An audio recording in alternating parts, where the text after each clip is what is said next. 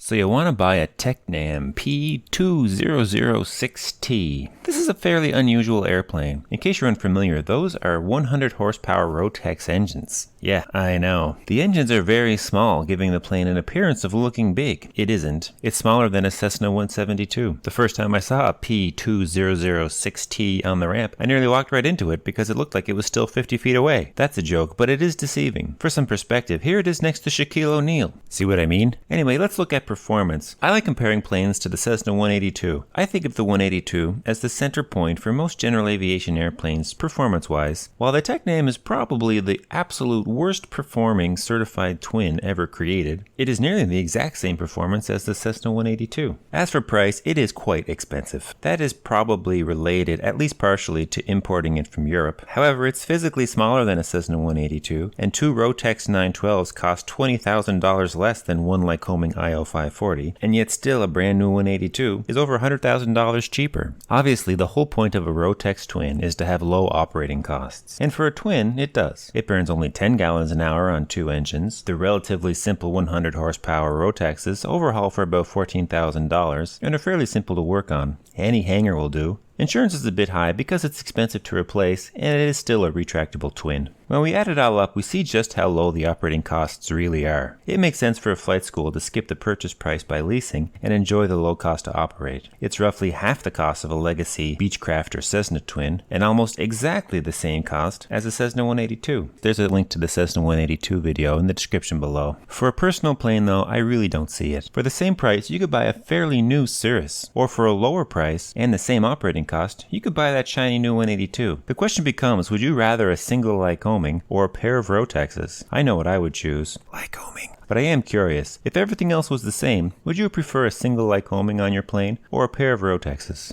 That's the Tecnam P2006T. Thank you for watching. See you in the next.